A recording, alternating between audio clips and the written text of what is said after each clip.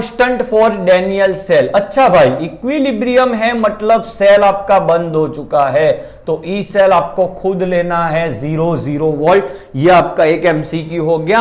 अब आप देखो नरनश, तो equal E0 minus 0.059, Daniel cell में 2 और इक्विलिब्रियम के लिए प्रोडक्ट बाय रिएक्टेंट, तो प्रोडक्ट आपकी थी Zn2 प्लस डैनियल सेल में, ये हो जाएगा।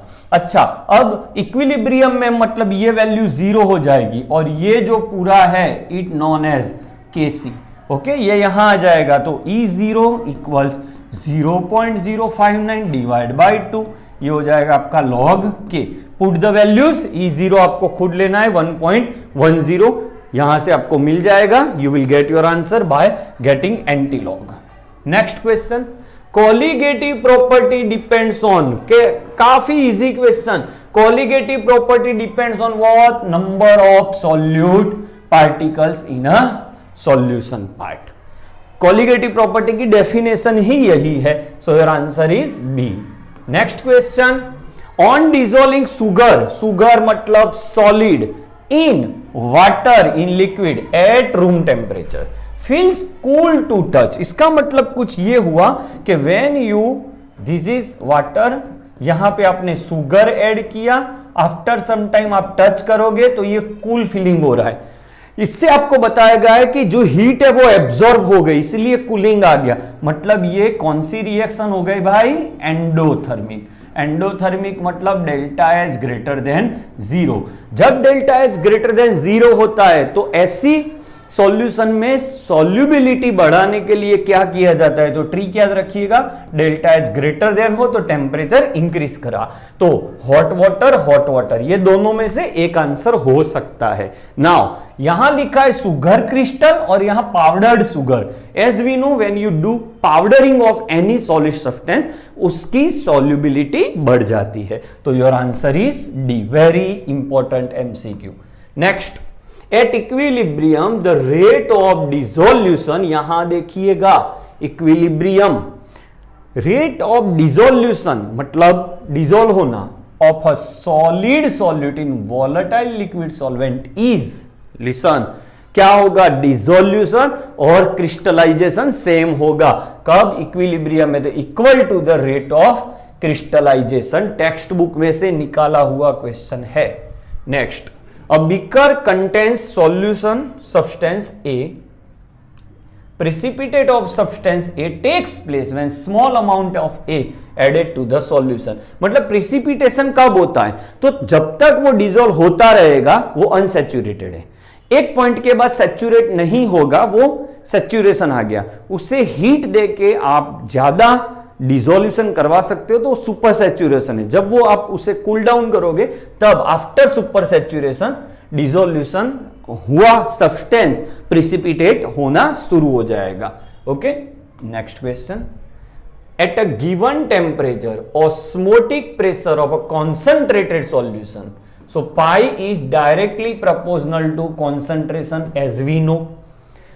अच्छा, तो कॉन्सेंट्रेटेड सॉल्यूशन है मतलब कॉन्सेंट्रेशन ज्यादा है तो ऑब्वियस है पाई की वैल्यू ज्यादा होगी, so is higher than dilute solution. Concentration बढ़ेगा, पाई की वैल्यू बढ़ेगी। Next, which of the following statement is false, ये आपको देखना होता है, फॉल्स बोला है कि ट्रू बोला है। यहां है false. Unit of atmospheric pressure मतलब pi and P and osmotic pressure pi, both are pressure, so units are same। तो ये आपका ट्रू स्टेटमेंट है, ये ट्रू है, हमें फॉल्स फाइंड करना है। देखिएगा, in reverse osmosis solvent molecules moves through a semi permeable membrane from region of lower concentrated to higher, तो ये स्टेटमेंट गलत है। रिवर्स ऑस्मोसिस में ऐसा होता है, ऑस्मोसिस होता तो लोअर से हायर सॉल्वेंट जाता है, लिखते रहिएगा। ओके, लोअर से higher concentration, but reverse osmosis होगा तो हायर कॉन्सेंट्रेशन से सॉल्वेंट लोअर में जाएगा। वेरी इंपॉर्टेंट, तो ये स्टेटमेंट आपका गलत है। नेक्स्ट, अंडर आइडेंटिकल कंडीशन मतलब same condition, lowest osmotic pressure, colligative property का एमसीक्यू निकल गया। So pi is directly proportional to concentration of particles. तो कहां पार्टिकल कम है? क्योंकि हमें लोएस्ट फाइंड करना है। ओके, तो लोएस्ट के लिए पार्टिकल कम, कंसंट्रेशन कम, सभी कंसंट्रेशन सेम है, तो अब डायरेक्ट आप नंबर देख लीजिए। याद रखिएगा, नंबर देखने से आंसर नहीं मिलता, नंबर इनटू कंसंट्रेशन किया जाता है। यहां कंसंट्रेशन सेम है। अच्छा, ग्लूकोज पार्टिकल 1 होता है, BaCl2 में 3 होता है, ये 1 टाइम, ये 2 टाइम, ये 1 और ये 3 4 होता है और ये 2 होता है। सो आपको आंसर मिल गया आपका ए। लोएस्ट पूछा है इसीलिए, हाईएस्ट पूछा होता तो आपका आंसर सी हो जाता। Which cell will measure standard electrode potential of copper electrode. Standard के लिए याद रखना क्या होना चाहिए, अगर प्रेशर है तो 1 बार होना चाहिए, कंसंट्रेशन है तो 1 मोलर होनी चाहिए, टेम्परेचर है तो 298 केल्विन। ये सभी को फॉलो किया जाए ऐसा आप देखो, कॉपर 2+ की कंसंट्रेशन भी 1 होनी चाहिए। तो ये देखिए H2 1 बार 1 मोलर Cu +2 +1, तो ये आपका सही है। बाकी आप चेक कर लीजिए फॉलो नहीं हो रहा। Next, the difference between electrode potential of 2 electron when, ये वर्ड इंपॉर्टेंट है, no current is drawn through the cell. कोई करंट जब पास नहीं हो रहा तब आप जो पोटेंशियल मेजर करते हो, it is known as EMF. हम बहुत कम टाइम में आपको ज्यादा देना चाहते हैं, सो नो बकवास, only chemistry. Okay, so let's start once again.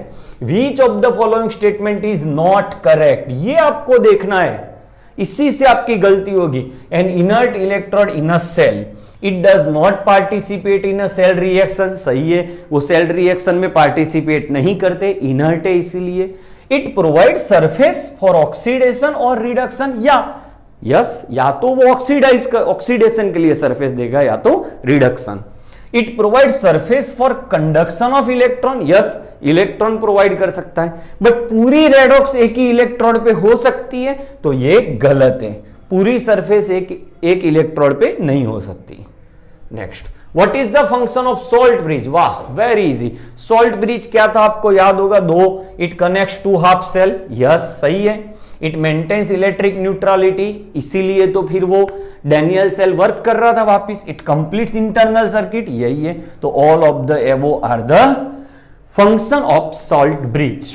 Okay, next, for metal A, B, C and D have reduction potential -3.05, -1.66, -44.80.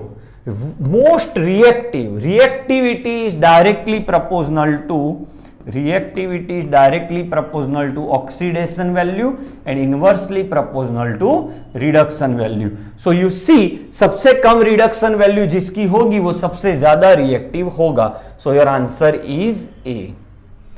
Okay, so this is your third video of question bank. Stay tuned. I will solve all the questions of question bank published by, याद रखिएगा, board. This is not the MCQs given by DO Ahmedabad city, because वो questions अच्छे नहीं है. I recommend कि please आप ये question bank पहले कर लीजिए, बाद में वो करिए. Thank you for watching.